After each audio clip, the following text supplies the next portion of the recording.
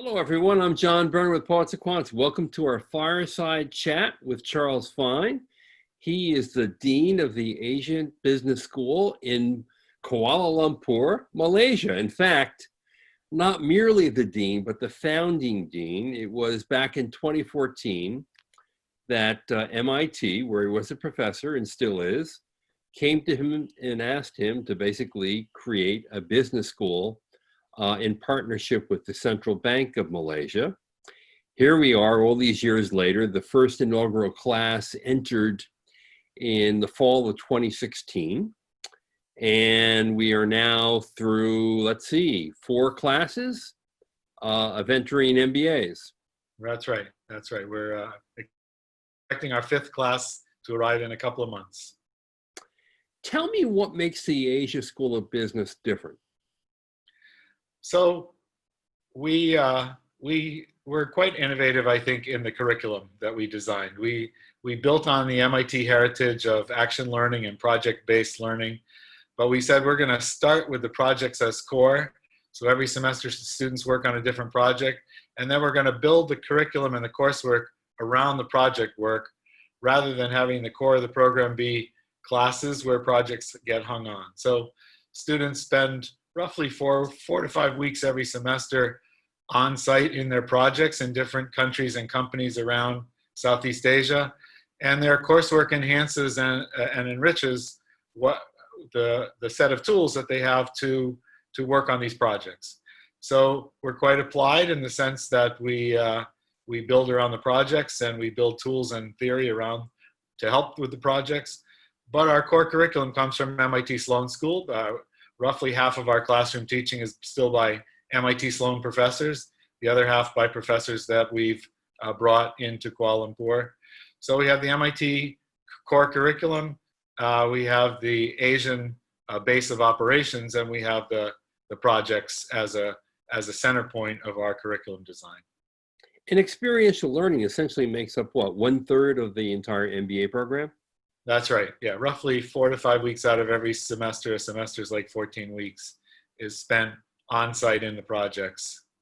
So Charles, that almost sounds more like a med school rotation in a hospital where you're rotated from the ER to the surgery and on, because these are 5 projects in 5 different countries with 5 different companies.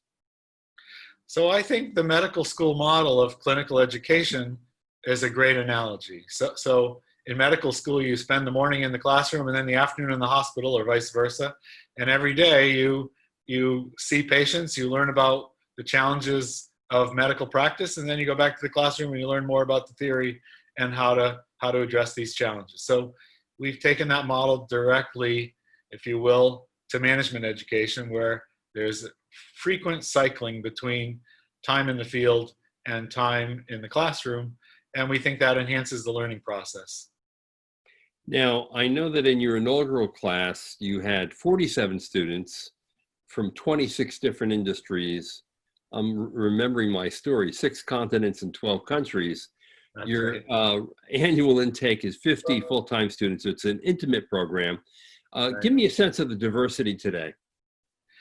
So I don't have it right in front of me, but I think the class that we just started this past fall was from 26 different countries.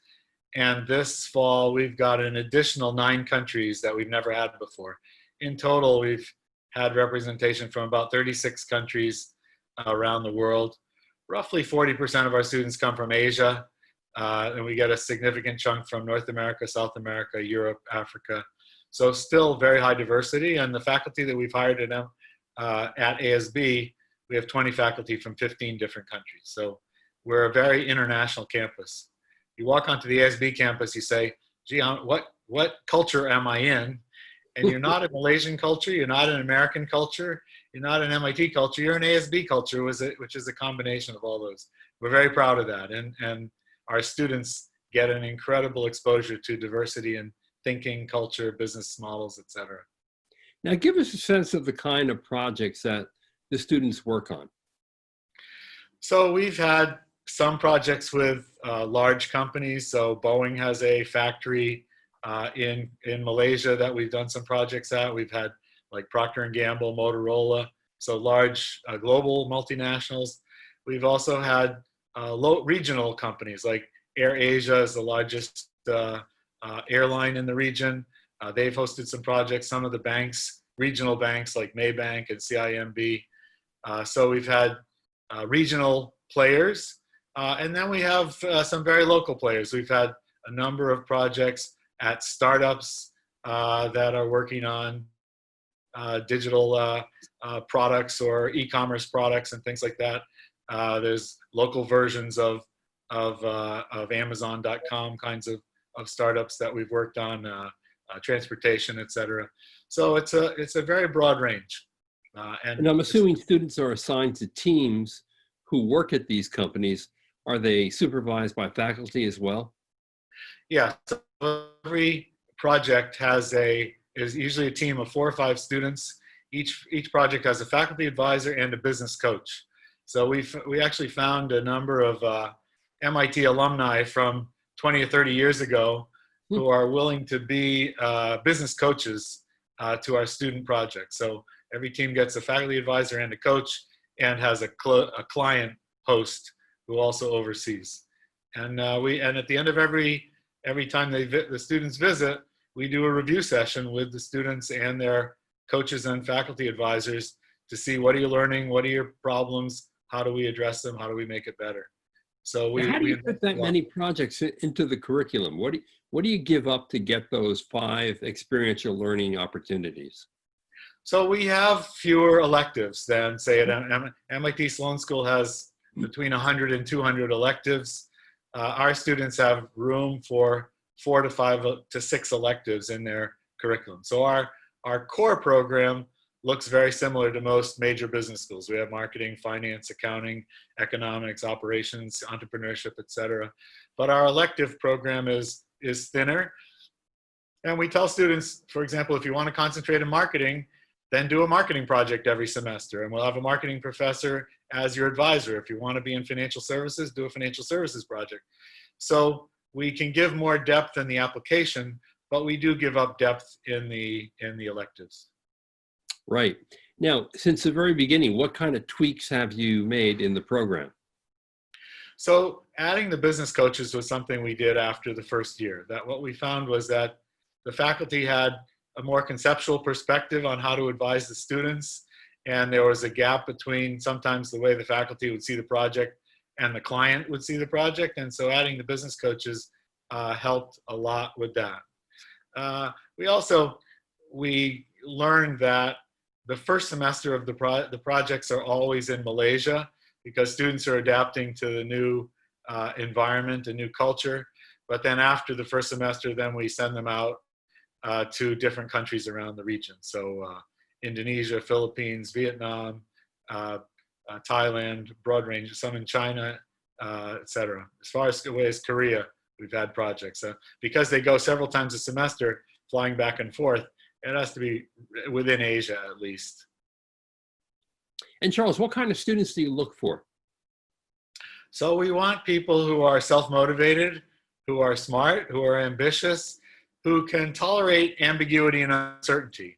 So our method of teaching people to swim is to throw them in the water and let them flail around. And that's what it's like particularly in the first semester in the first project. You're thrown into a project in a foreign culture with people from cultures you've never met before, high diversity, and you're expected to deliver, and we haven't really taught you the tools yet. We're teaching you the tools as you need them. So an ability to deal with that kind of uncertainty and ambiguity is critical. Now that sounds pretty daunting, because if you don't even have the fundamentals yet, and yet you're involved in a project with, in some cases, a high-profile company, that's scary.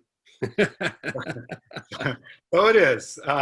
It's scary. It's challenging. We try to pick relatively easy projects for the first term, and the projects get more challenging as the terms go on, and the students get more experience. But we've had lots of situations that are high wire acts, and and because we have the faculty advisors and the business coaches to help out, we manage. I mean, we've had some projects that didn't go as well as we'd hoped, but we've had plenty that exceeded expectations. And the students, after the fact, always say, wow, we learned a lot. And Yeah. they don't say that just after the first semester, but each additional semester. And Charles, if I were to ask your students, what were the 3 most memorable experiences they've had in your MBA program? I'm sure top of the list would be these projects. What would be the other 2? So one of them would be the trip to MIT. So every year we take all the students to MIT for a month of classes on the MIT campus. So we have some MIT faculty who fly in and teach courses at ASB, and with the coronavirus now we've got obviously some digital fly-ins, but the trip to MIT, the time at MIT, that's critical. The other one, we instituted last year a China trek, where we took all students to China for a week, and we visited a range of companies on the cutting edge of AI and technology. And I think that was an eye-opener for a lot of the students as well. As much as they learned from the companies in Southeast Asia, going to China is another dimension, and they got a huge amount out of that as well. And where do you fit the MIT portion of the program? Is it in the beginning, in the middle, at the end? So it's all throughout. So the MIT faculty teach some of our core courses when they fly in, and also when we take the students there, but they also teach some electives. So both in the first year of the program and in the second year program, students get some MIT faculty interspersed with the projects and interspersed with the ASB faculty. And what kind of outcomes have the students who've actually graduated from the program?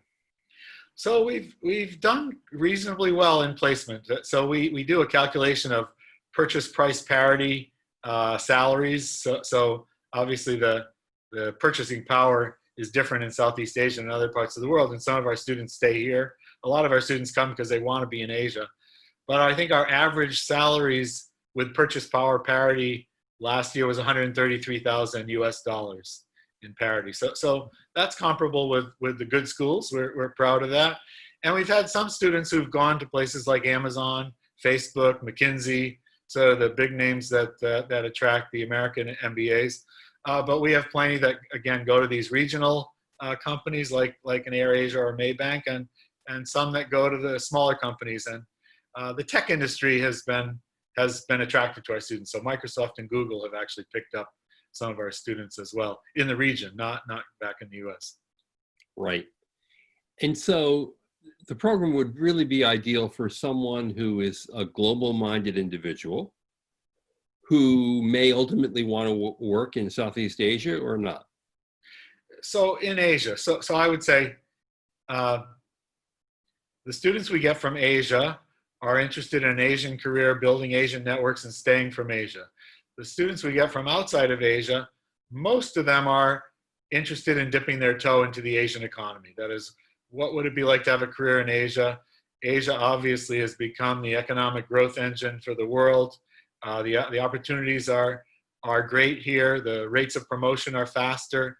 And so some of our students end up going back to Europe or US or Africa, but many have decided to stay in Vietnam, in Indonesia, in Malaysia, a variety of countries in the region.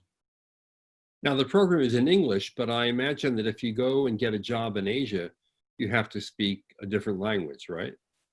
So it varies a lot. So Malaysia was a British colony for many years, and so English is common here. Obviously, Hong Kong, Singapore, English is spoken. In China, it varies. So in Shenzhen, southern part of China, English is spoken commonly. But if you're going to end up in Beijing, you need Chinese. We had one American student who went to Vietnam, and he learned to speak Vietnamese. I don't think he speaks it as well as the locals, but he decided he was going to devote himself to learning the language. He works in manufacturing in Vietnam, and he's managed to figure it out. So we've had a range, but language can be an issue. But English is still the lingua franca, if you will, of the business world. Exactly. Now, Charles, do you teach in the program? So I do. So my field is operations management and supply chain. So I usually teach one course to each class. We had one time the first year where one of our MIT faculty broke his collarbone 3 days before he was supposed to fly to Kuala Lumpur. So I did a rapid substitution that week as well. But usually it's one operations class, and then I help out in a few other classes. But I'm more tasked to administration now, which has its blessings and curses, I guess. Oh yeah, that's true. What's the difference between teaching an MIT class at MIT in Boston and a class at the Asian School of Business? What's the difference for you? So the way we've structured our curriculum is that each of our courses usually runs for an intense week or two rather than spread out over the semester. That way we can fit in the action learning project. So you spend 2 weeks in class and you spend 2 weeks in the field. So it's not like you're going to each class twice a week for a whole semester every week. So the teaching comes more fast and furious, if you will. You're teaching every day for a week or every day for a couple of weeks, maybe for half a day. So you have to adjust the pace. There's part of it. I think also our students get to know each other better. In a class of 50, they're in class with the same people every day, all day. They do their projects together. They live in our residential facility together. And so they're a tighter group. They know each other much, much better. And that actually leads to, I think, sometimes a richer dialogue in the classroom. So they're fun to teach. And in fact, the Sloan faculty who have come to teach our students have said they can feel the cohesion is different, and they say our students are fun to teach. They have a good vibe. Now, Charles, 3 years ago when I first met you and we talked about the school, I remember that the students were actually able to stay in a hotel that was essentially run by the Central Bank. Is that still the case? No, so now we have our own residential facility. So the Central Bank has invested a significant amount of money to build us an entire campus, both an academic building and a residential facility. Residential facility has 350 beds in total.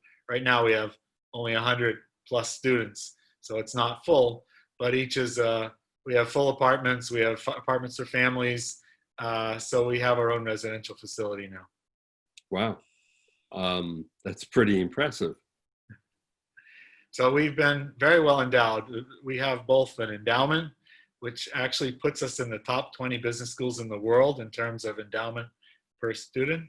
And we have, in addition, a state-of-the-art world-class facility, academic and residential. So the Central Bank here has made a major investment to support MIT bringing world-class management education to this region. And I remember that was the original goal, to create a world-class business school in Malaysia. Are you there? I'd say we're on the journey. So we're currently applying for ASB Accreditation. You can't apply until you've graduated 2 classes. So we finished our 2 classes. We finished our 3 classes now. So we started the process last year. It's a multi-year process.